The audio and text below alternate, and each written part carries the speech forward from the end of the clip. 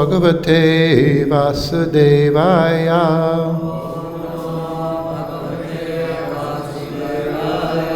Om Namo Bhagavate Vasudevaya. Om Namo Bhagavate Vasudevaya.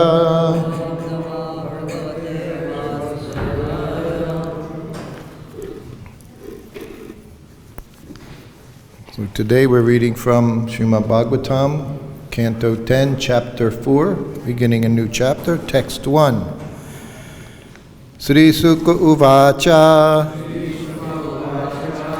Bahiranta Pura Dvaraha Sarva Purva Vadavrita Tato Baladvanim Strutva Griha Pala Samutita. Sri Sukha Uvacha. Sri Shukadev Goswami said, Bahi Anta Puradvarara. The doors inside and outside the house. Sarva, all. Purvavat, like before. Avritaha, closed. Tataha, thereafter. Baladvanim, the crying of the newborn child. Srutva, hearing. Grihapala, all the inhabitants of the house, especially the doormen. Samutitaha, awakened. Translation and purport by His Divine Grace, Srila Prabhupada.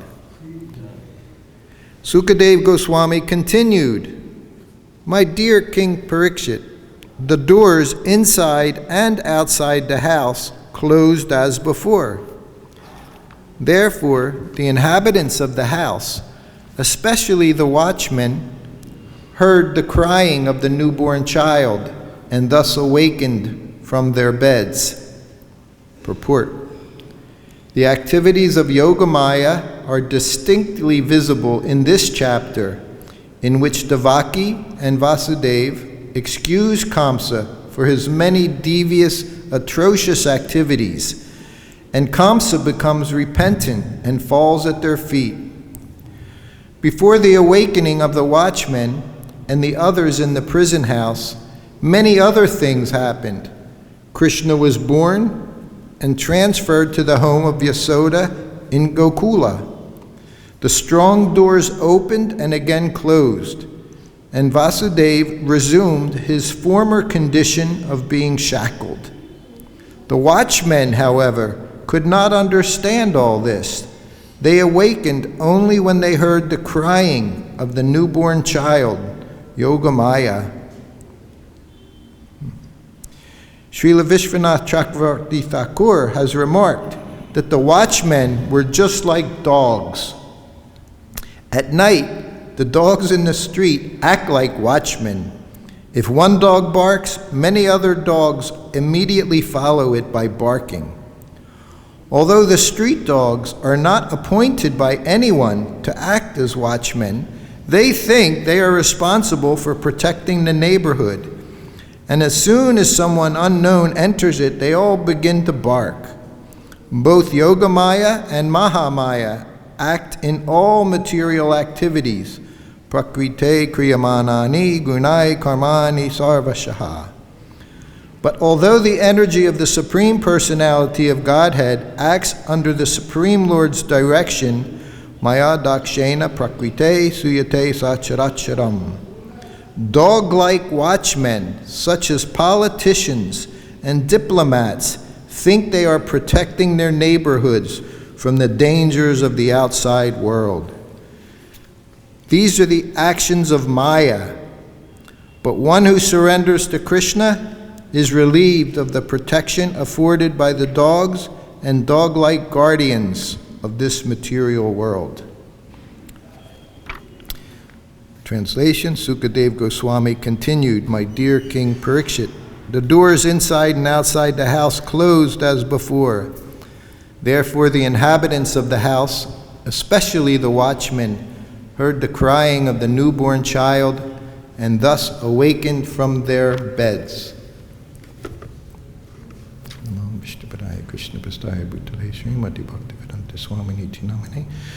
Namaste Saraswati Devi Gauravani Pacharnine Vishesha Sanyavari Bhashtacha Desatani. Hare Krishna. So we see in the purport here, Prabhupada again, he quotes Srila Vishwanath Chakravarti. This, of course, the Bhagavatams he was using had his commentaries in it. So this is the process in Krishna consciousness of the disciplic succession. Prabhupada would often say, I haven't made up anything. Everything I'm giving you, it's been there. We don't need to create anything new. This was something within our society while he was here. He would have to tell us, especially us Westerners, again and again, don't change anything.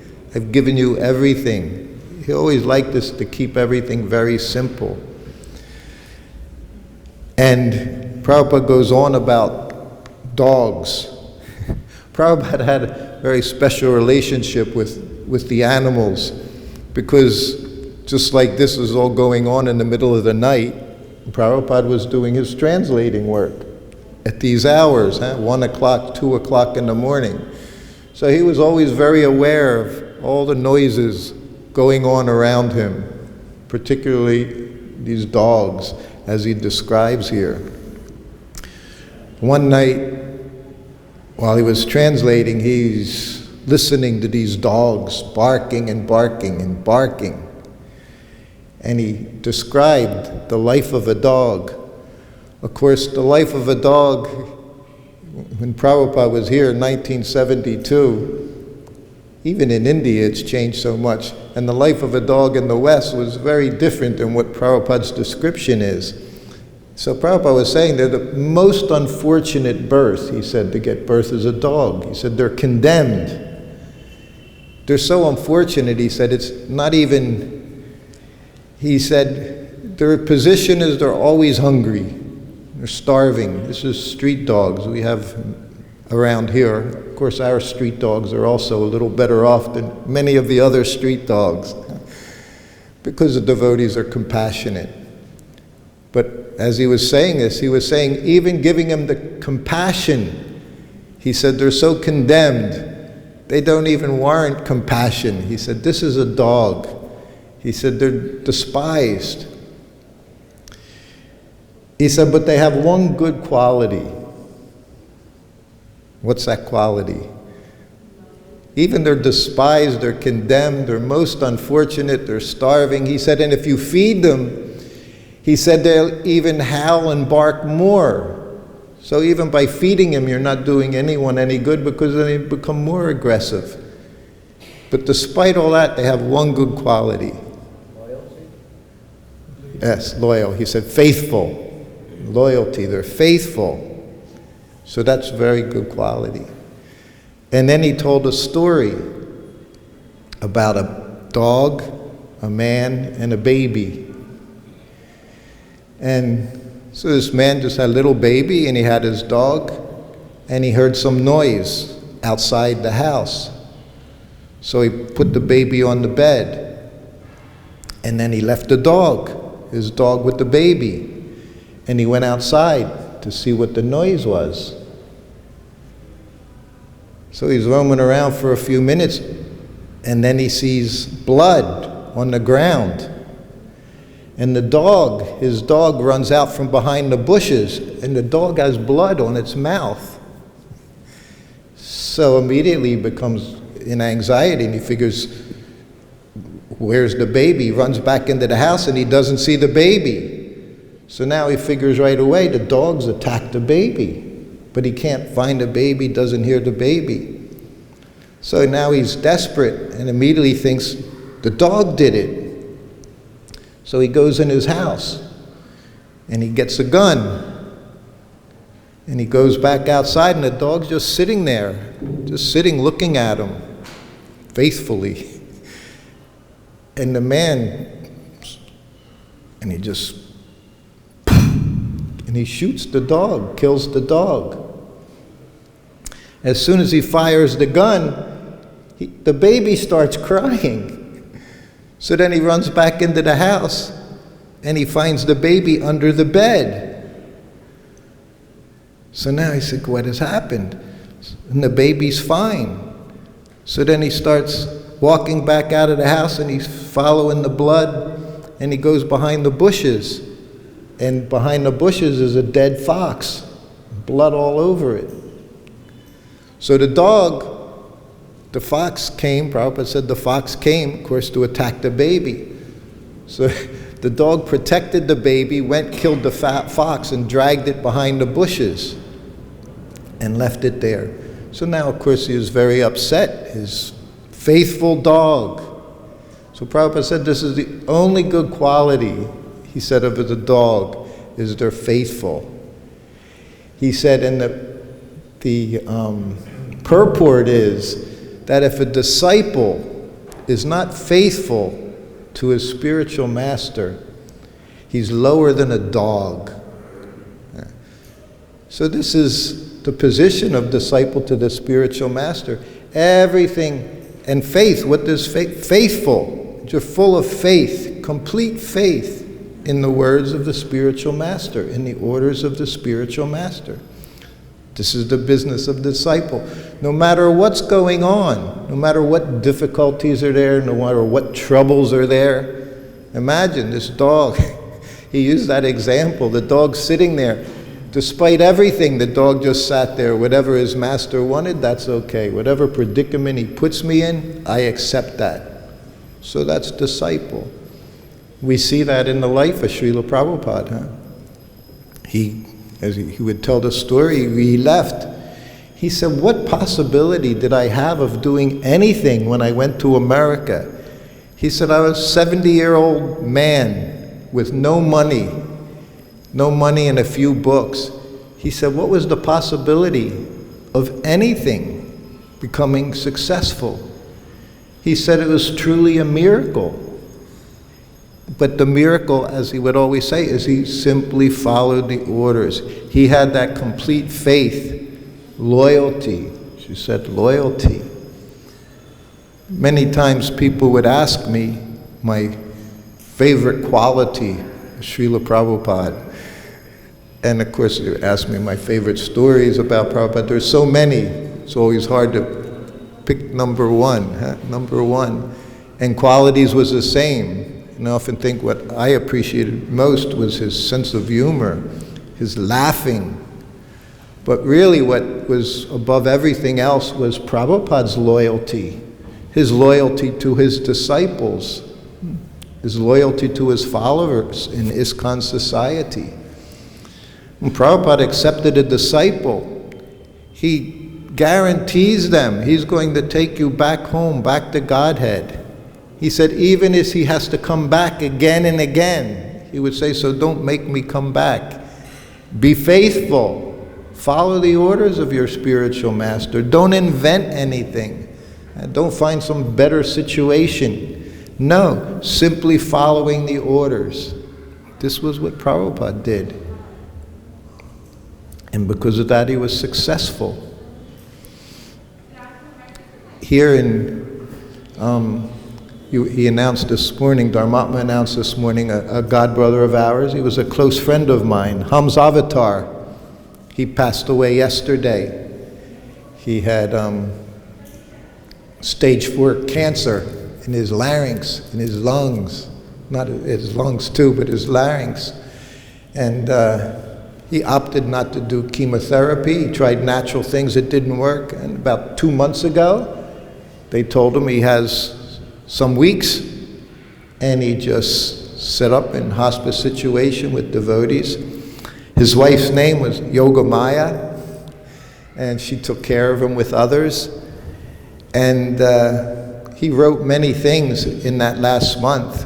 Just like Maharaj Pariksit here had 7 days. He was given some days by Prabhupada's mercy. He utilized it very nicely in absorbing himself in Krishna consciousness. And I bring this up because I was with him. It was 1975. I came here with Prabhupada my second term. I had first term as a brahmachari, then I got married, and again I was with him. So we came here in August of 1974, and Prabhupada remained here for 6 months, all the way into January, February. And of course those 6 months, and Prabhupada was ill, and then of course I had malaria twice. Constant other things were going on. So in January, he sent Brahmananda and myself to Hawaii. He sent Brahmananda to help out because there was some disruption in the temple. This was January 1975. And he had me tag along. He said, you get your health back. He said, then when I return to Hawaii, he said, I'll be in Hawaii in a week or so. He said, then you can resume your service. And at that time, that December and January, he was in Juhu. We talked about Juhu the other day. So he was staying in Juhu week after week after week after week, making sure that the deities were protected. Yeah? This was real protection. Prabhupada actually protected, not this Mahamaya type of protection. We even see Kamsa here, he's apologizing, he's offering his respects. This is material consciousness. He's always only thinking about himself, what is best for me. And he reacts in that way, where the devotee, even we see Devaki and Vasudeva, they forgive him everything he's done. This is the devotee. This is the difference between devotee and the demoniac. So anyway, Prabhupada finally came back to Hawaii, and I was living outside already, and I started giving him massage. Morning and evening I would give him massage, as I always did. So one afternoon, myself and Hamsavatar, my godbrother who just passed, we were going to the grocery store. So we were in his car. This is 1975. His car was a 1950 Chevrolet, which doesn't mean a lot maybe to some of you, but it was very heavy, lots of metal. It was an old car when they made cars heavy and a lot of metal, kind of safer than all these plastic things you have now. So he was driving, I was sitting next to him, and in the back were our wives and one baby. So as we're driving along the highway, we came to a light. It was green. Jai Shri Shri Gaur Nitai, Krishna Balaram, Radhe Shyam Lalita Vishaka Ki Jai. So we were driving along at around 60, 70 kilometers an hour, and a car went through the red light, and it slammed into our car. It slammed into the driver's door where Hamsavatar was sitting. I was next to him. The car was going about 100 kilometers an hour when it hit us. It hit us so hard that our car just started spinning around. As it spun around, my door, the passenger door, opened, and somehow or other, both him and we got thrown into the street. And I could literally see the car just spinning around me. The ladies, they were in the back seat.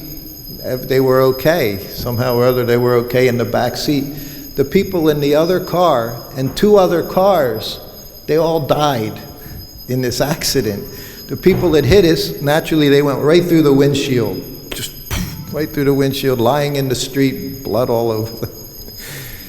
And we're in Dodi, Court to everything. We just came from Safeway, shopping at Safeway. We have bags of groceries. The groceries are lying in the street. The bags are in the street. And I'm lying in the street. Of course, we're in shock. And all I remember was picking up the groceries and putting them in the bag after getting hit so hard, because I was in this state of shock. So they took us to the hospital. And this was interesting too, because Ham's avatar, he got very severe whiplash, which always made it difficult for him. The rest of his life he had difficulty just swallowing, and that's where he got cancer as well, in there. And they kept us for an hour or two, did x-rays. I was in severe pain for quite some time. So anyway, that evening, I didn't go to give Prabhupada a massage. And the next day, during the day, I made my way to the temple, and Paramahamsa said, Prabhupada wants to know, where were you? I said, okay. So I went into Prabhupada's room, offered obeisances as best I could, and sat up, and he said, so what happened? He said, I heard you were in an accident. So I described this car accident that I had been in. Like I said, all these people died, and somehow or other we got thrown out of the car, which probably saved us. So I told it to him, and he said, Acha. He would lead many statements with Acha. He said, if not for Krishna's mercy, he said, you would have died in that accident. And these are things you hear, and I heard Prabhupada say it, and I thought, yes, So over the next few days, I would be sitting in the room. We would come in the room, different devotees, and Prabhupada would say, Srutakirti, he was in a very serious car accident. He would say, tell them the story. So then I'd tell them the story of the car accident. And then he would say, Krishna saved him, or he would have died in that accident. So he said it 3 times over the next couple days. So finally, even in this head was bouncing all around, I thought, Krishna saved me, somehow or other. Then other times, almost died, but Prabhupada said, this is Krishna. Somehow or other, you do a little something, and just doing a little service for Srila Prabhupada, for some way or other, Krishna saved me. He wrote, I wanted to read, let me see, it's in here. Prabhupada was translating the 5th canto at that time, and he actually mentioned it somewhat in the purport. He says, the material world is compared herein to a forest. It may be argued in Kali Yuga, modern civilization is mainly situated in the cities. A great city, however, is like a great forest. Actually, city life is more dangerous than life in the forest. If one enters an unknown city without friend or shelter, living in that city is more difficult than living in a forest. There are many big cities all over the surface of the globe, and wherever one looks, he sees the struggle for existence going on 24 hours a day. People rush about in cars going 70 and 80 miles an hour, constantly coming and going, and this sets the scene of the great struggle for existence. One has to rise early in the morning and travel in that car at breakneck speed. There is always the danger of an accident, and one has to take great care. In his automobile, the living entity is full of anxieties, and his struggle is not at all auspicious. So he was very aware. And while he was here, he also, accidents would happen sometime. Prabhupada said, no one should drive, he said, at nighttime. How do you Sankirtan parties? I don't know, you have your traveling Sankirtan party. Prabhupada was against this night travel. He said, very dangerous. He said, only in the daytime you should travel.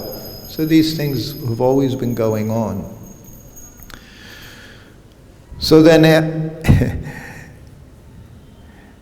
So So our business was always to have faith in the spiritual master. And his instructions sometimes, they can be difficult. When Prabhupada was here, he expected his disciples, and that's why he had his leaders. If someone was prepared to do something, could give them so much service. They say in the West, if you want someone to do something, ask someone who's busy. You don't find someone that's not doing anything, because he's still not going to do anything. You look for a person who's always busy, because he does things. So Prabhupada was like that. He saw his disciples. He knew who he could count on. Sometimes we would look at this person, that person, and think, why did Prabhupada engage them? Because they would do it. That was Prabhupada. I would say that was Prabhupada. Just do it. Do something practical. So when I was there in Hawaii, now it's February 1975, and now I'm home, wife, child, and I'm massaging Prabhupada, but that's all I was doing, was giving him massage. And I was thinking, Hawaii is a nice place. I think I'll just stay in Hawaii. I've been with Prabhupada for a few years now, and been sick many times, just thinking I would retire. But Prabhupada had a different idea. And it was Guru Kripa, who was Maharaj at the time, him and Yasoda Nandan. They were very intense sannyasis in 1975. So Prabhupada, it was the day before he was leaving, 24 hours before he was going to leave the Hawaii, and he was going to travel back to India. So I got called into his room, and I knew this program. Being called into Prabhupada's room was always a little scary. He didn't call you in just to have a chat. If he called you in, something was going to happen, and you never knew what was going to happen. I had a little idea what might be happening, and he called me in, and he said, he said, we'll be leaving. And Paramahamsa, and Nitai Das was his Sanskrit editor at the time. He said, so we're going to be leaving tomorrow. And he would always pause. So now that's an opportunity for me to say what I'm ready to do. Oh, Prabhupada, I should come? And I just sat there and looked and didn't say anything. So then he said, so you're going to stay here in Hawaii with your wife and child? And I'm already answering yes, knowing this is not the right answer, but I'm saying, yes, Prabhupada. Now, this was all arranged before I got into the room. I walked into a scene, because Guru Kripa was there smiling the whole time as this was going, as these question and answers, Prabhupada was poking me. So then Guru Kripa said, Prabhupada, I know they described the wife as witch. He said, but why do they describe the children as jackals? And Prabhupada, he said, children, they're compared to jackals because they're always tearing at the flesh of the father. I need this, I need this, I need this. He says, so the father, he has to work very hard to provide for the wife and the children. Now, Guru Kripa's laughing, Prabhupada's smiling, and then again Prabhupada looks at me, he said, so you're going to stay? I said, no, Prabhupada. I said, I'll come with you. I didn't even ask him at that point. I already knew what I was supposed to do. I said, I'll come with you, Prabhupada. He said, very nice. So Prabhupada expected much. He gave everything for us. He gave us everything. But in return, we have to have this faithfulness. We have to have this loyalty. Not just to run and hide. Like he said to me here, first-class servant. He didn't just mean personal servant when he told me that. First-class servant does without being asked. It applied to me as personal servant. But that's everyone. We're all just servant. Not that we sit back and wait for temple president to say, I need somebody to do this, I need something. He expected us to step up, to help him spread Krishna consciousness around the world. He took it as, it was his duty. He understood, I'm the person that has to travel around 14 times in 10 years, travel around the world to give Krishna to everyone. And he sent you to me to help. So even when I was brahmachari, there was no question I was with him. But even as a grahastha, in that situation, he saw this is an emergency situation. You give up everything. Most of his secretaries, his Sanskrit editor, they were all grahastas. They all had wives, they all had children, and they were all traveling with Prabhupada. Not saying this needs to be done now. Everyone should go and travel and leave their families.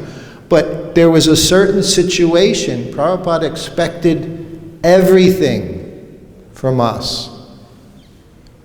But in return, He'd give you more than everything. He'd give you our eternal life. Krishna Balaram. This is what we get in return. But he just asked just to give, as he would say, one lifetime. So this faith, real faithfulness. Otherwise, what? If we don't have that faith, worse than a dog. And Prabhupada, what he says about dogs was not very kind. Even now we see many of us, I know my family, my daughter, she has dogs. Everybody has dogs now in the West. Here in India you have dogs. In the West they have funeral parlors for dogs. You know, when the dog dies, they have cemeteries to put the dogs in. They have motels and hotels. When you go on vacation, you can put your dog in a motel, a hotel. So this is Kali Yuga business. And Prabhupada was also compassionate, we know. On the one trip to Mayapur, the famous halfway spot from Calcutta to Mayapur where Prabhupada would take prasadam. There's one day when he just picked the sweet off his plate and threw it behind him because there was a dog behind him. And the dog jumped up and got it right in his mouth. Prabhupada's maha sweet from his hands. And Prabhupada said he was a yogi. Yogi, his previous life. Now he was a dog. Well, being yogi is not a guarantee of anything either. We have to become Prabhupada's dogs, faithful dogs. Then our position's very secure. Just like you see when a dog has nice owner, everything is taken care of. Even though he's a dog, still he's taken care of very nicely. So we see ourselves like that, then we're very fortunate. So then on that trip following, we went to Australia. And that's when, again, Prabhupada was doing the 5th canto. Now he was on the universe, the description of the universe, every morning on the morning walk. And like you mentioned how Prabhupada, every day giving class. Imagine once in 3 weeks and I don't know what I'll say. But every day he gave class. But every morning he was reading Srimad Bhagavatam, 2-3 hours every day. So everything he did was just went in continuity from his translating work in the morning to the morning walk, his discussions with the devotees, then he would go into class. He was literally person Bhagavat. Everything he said was coming from Bhagavatam, was coming from his spiritual master. So one day Paramahamsa Swami said to him, Prabhupada, we know that the sun's shining somewhere on the earth 24 hours a day. The sun's always shining. But here we read in Bhagavatam, it goes behind Sumeru mountain. So how is the sun shining? somewhere if it's behind Sumeru Mountain. And Prabhupada said, this is not scientific, he said, display here in the Bhagavatam. He said, that's in other Vedas. He said, you can read about the creation, everything about creation. He said, this is just summary study. He said, the business here in Bhagavatam is to develop our love of God. He said, we're not interested so much. He said, our interest is to understand how great Krishna is, so that we become more and more attached to Krishna. We develop our love of Krishna. Because you can't love him unless you know something about him. He said, but there's not full description here. He said, we're not interested in that. He said, we just want to develop our love of Krishna. But these debates were going on the morning walk. Sometimes I would ask a question, not usually. But one day, I was giving Prabhupada a massage. This was in Perth, Australia. And he's sitting by a swimming pool. It was a vacation cottage that was owned by a devotee's parents. So Prabhupada would take his massage right by the pool, and then he would go bathe in the pool. He would just walk down the stairs and bathe right in the pool after his massage. So this day I was behind him, and I'm massaging him. And he asked me a question. He said, he said, we understand the Shastra is our mother. Yes, Prabhupada. He said, so you can only know the mother, you can only know the father through the mother, through the Shastra. You can only know Krishna by Shastra. He said, so what do the scientists say? So now he's asking me a question. I'm behind, rubbing his back. So the only thing I could think of was, well, they would say you have to trust your mother, that she's telling you the truth. He didn't like that answer. I thought I was being a scientist and devil's advocate, giving that tough question, what the materialists would say. And that's how I answered. And he said, you have to accept. He said, it's Shastra, it's your mother. He said, you must accept. I said, I accept it, bro. He said, you must accept. He said, otherwise you have no business here. He said, you have to have that faith. I said, yes, Prabhupada. I thought, was I showing my own doubt? I didn't think I was, but he saw it differently. So then he stopped. And then he said again, okay. He said, so what would they say? What would the scientists say? He said, how can you know your father except from the mother? What would they say? So I was already so in shock from being chastised a minute ago. I didn't know what to say. And I said the same stupid thing again. And then he really got angry, and he started yelling at me. He said, you have to have faith. It's your mother. How can you not accept your mother? How can you not accept the Shastra? He said, you have to have faith in the Shastra. I said, Prabhupada, he said, if you don't have faith, he said, why are you here? He said, I'm not talking about this anymore. And I'm behind him. Good, because I don't want to talk about it anymore. It was the only time it ever happened. The whole time I was with him, he just went after me. He made me wonder what I was doing. Why, if I had faith, if I actually had faith or not. So that was in the afternoon. That was noontime. So now, I'm doing my service, everything goes on. He doesn't say much to me during the day. And then I'm massaging him at night. That same night, I start massaging him. And he said, I had a servant. And when I said, we didn't go to the moon, he said he left. He said he couldn't accept it. He said, you're not going to go away, are you? I said, no, Prabhupada. I said, I accept. I said, I don't have any problem with that. He said, good.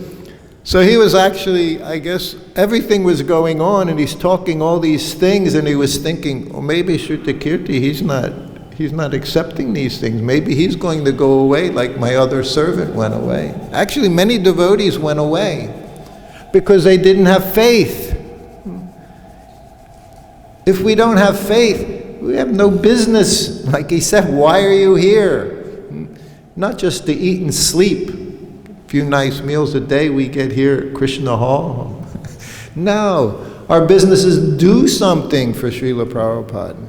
He's given us everything, eternal life. And all he asks is that we become first class, not second class, not third class. Do things, that's what he said, third class, begrudgingly. Do something begrudgingly. It's third class servant, third class devotee. No, eager. What can I do? See something needs being done, do it. Prabhupada had once a GBC man in tears.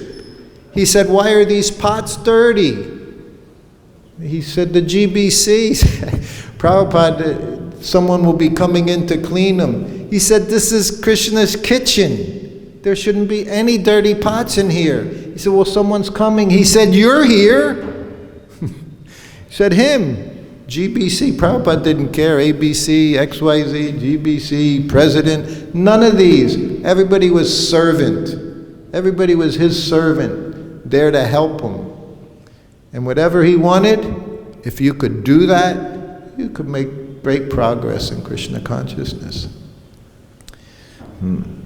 So, it's okay to be a dog, but we have to be faithful to the words of the spiritual master. We have to be faithful to the Shastra, execute our duty. Then our life is perfect. Otherwise, we're less than a dog. So today also, we have very soon, I think there's devotees are going to Radha Damodar temple today, Kirtan.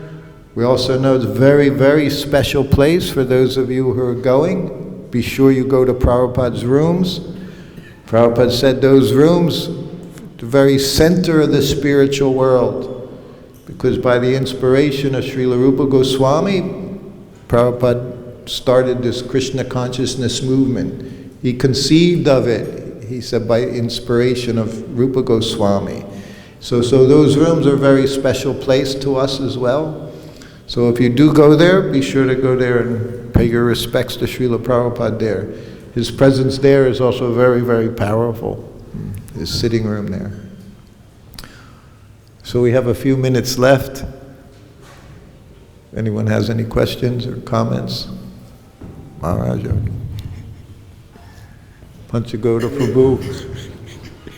Sometimes Prabhupada would ask the Christian, so you have faith and you follow Lord Jesus, but when it says thou shalt not kill, and you kill it, and it's not just they think, oh, this is a small little point, but the point being that if we say we have faith in Prabhupada, and but then we see that we have difficulty actually following. So is that an indication that we really don't have faith, or that we have to work on that faith, or how do we fall short of fulfilling what Prabhupada's expectations are of the disciple? A term Prabhupada often used was that we serve according to our capacity. I think Prabhupada said initiation, he said it's formality, and he said it's the beginning. It's not that we become devotee and you're perfect. It's the start. It's to start working towards perfection. So it's a process. So Prabhupada always, his process, no matter what anyone did, however they may have difficulties, people were falling down in front of Prabhupada. Those with him personally, we had our difficulties. Being with Prabhupada was very difficult. And go away, sannyasis fell down. It's all Prabhupada ever did was plug you back into service. Because that's the cure. for everything. It's why we come initially, because we're struggling in the material world. And by chanting, it's why Prabhupada also stressed chanting. I was reading yesterday about devotees were asking about the road show. We had the road show.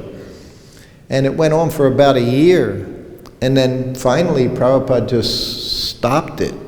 He said, no more road show, because he said, what is this road show? Then they had Yoga Village. They were doing operas. There were, dance routines, all these different things entered into it. And Prabhupada said, he said, if you may make some devotees by this road show, he said they're not going to stay. He said, our business is simply Srimad Bhagavatam, chanting Hare Krishna, Sankirtan. He said, chanting our 16 rounds. This program we do here every morning, this was Prabhupada's means for us to make advancement by sticking to it. So the thing is to stick to it no matter what. And Prabhupada said with chanting japa, he said, no question of mind. He said, you chant with the tongue. He pointed to his tongue. He said, and you hear with the ears.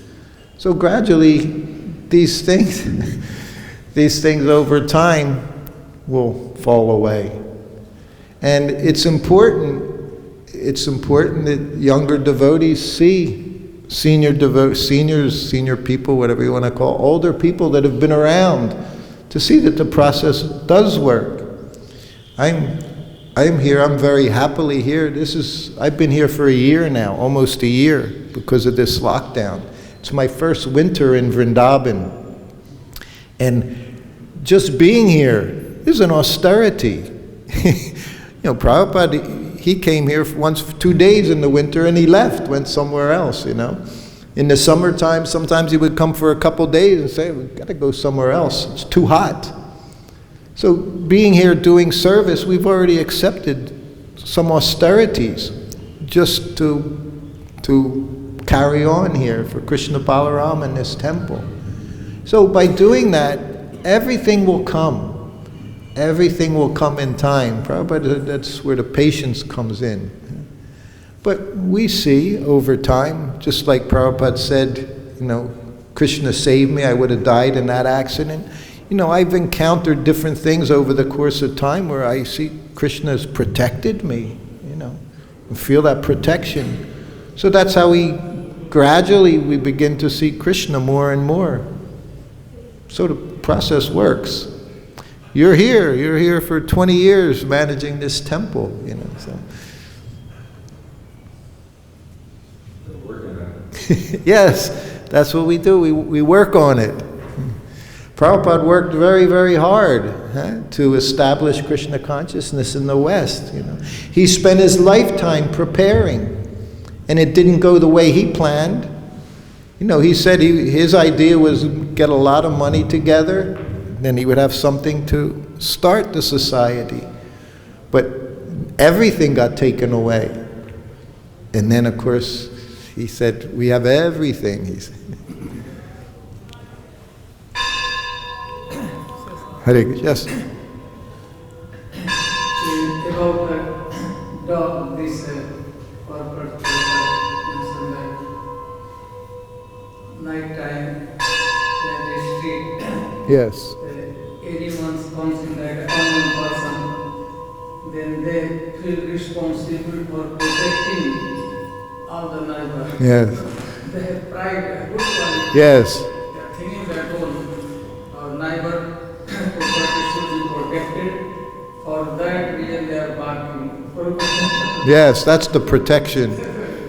Yeah. Very nice ego. I am protector. Yes. Yes. We see that here in the temples.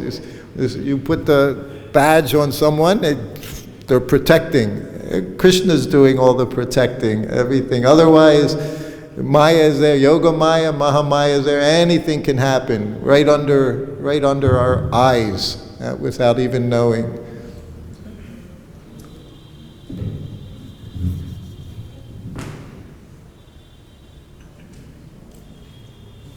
No? Okay. Everyone get ready, go to Radha Damodar Temple and Nagar Sankirtan if you're going. Take prasadam. Srila Prabhupada ki jai. Represent Prabhupada very nicely if you go there. That was always very important to him, that we represent him very nicely, especially in Vrindavan.